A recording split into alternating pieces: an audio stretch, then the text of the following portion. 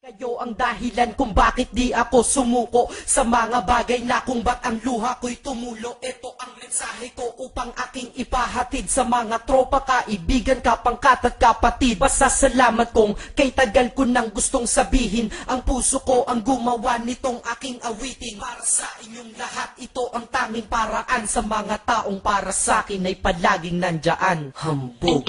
Kayo ang dahilan kung bakit di ako sumuko sa mga bagay na kung ba't ang luha ko'y tumulo. Ito ang mensahe ko upang aking ipahatid sa mga tropa, kaibigan, kapangkat at kapatid. Pasasalamat kong kay tagal ko nang gustong sabihin. Ang puso ko ang gumawa nitong aking awitin. Para sa inyong lahat, ito ang tanging paraan. Sa mga taong para sa akin ay palaging nandyan. Upang ako'y mabigyan ng kalakasan ng loob at manatili na nakatayo at di patataob na kahit na anumang pagsubok na nagdadatingan. Di ako takot pagkat alam kong may malalapitan. Pag ako ay mayroong problema na dinadala, akala ko ako'y nag-iisa, ngunit hindi pala. Alam nyo ba kung bakit?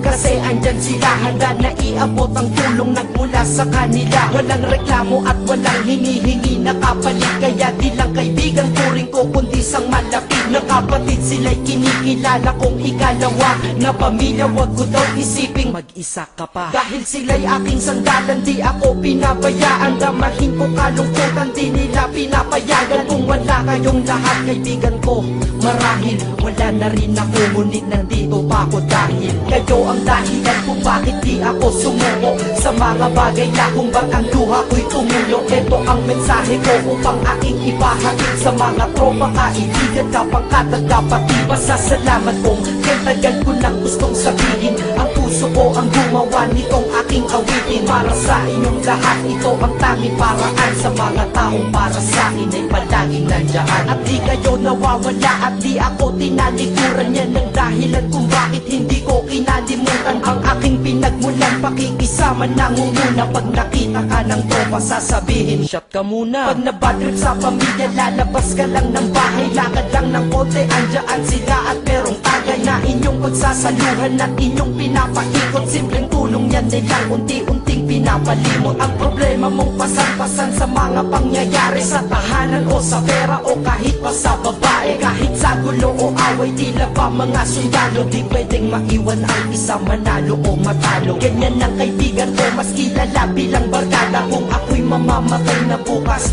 ako'y handa na. At kung may ikalawang mundo o buhay para sa'kin, sana magiging tropa ko kayo pa rin. Kayo ang dahilan kung bakit di ako sumuko sa mga bagay na kung ba't ang luha ko'y tumulo. Ito ang mensahe ko upang aking ipahatid sa mga tropa, kaibigan, kapangkat at kapatid. Pasasalamat kong kay tagal ko nang gustong sabihin. Ang puso ko ang gumawa nitong aking awitin. Para sa inyong lahat, ito ang tanging paraan. Sa mga taong para sa akin ay palaging nandyan. Kaya ako'y kontento na dahil kayo'y naging parte ng buhay ko. Sa kabutihan nyo, paano ko gagante? Magtatawagan ng mga tropa, kita-kita lang sa kanto. Pagkatapos didiskarte ng pitselyosi at baso. Papaikot ang sombrero para mag-ambagan tropa. Kahit 20 pwede na, basta lamang makatoma.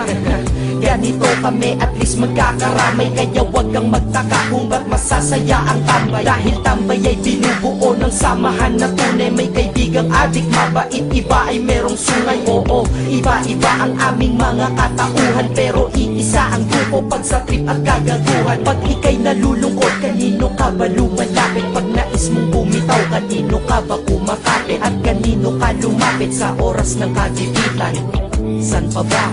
Diba sa kaibigan? Kayo ang dahilan kung bakit di ako sumuko sa mga bagay na kung ba't ang luha ko'y tumulo. Ito ang mensahe ko upang aking ipahatid sa mga tropa, kaibigan, kapangkat at kapatid. Pasasalamat kong kay tagal ko nang gustong sabihin. Ang puso ko ang gumawa nitong aking awitin. Para sa inyong lahat, ito ang tanging paraan. Sa mga taong para sa akin ay palaging nandyan. Salamat. Acero Records, Sad Productions, hambog ng Sad Pro Crew.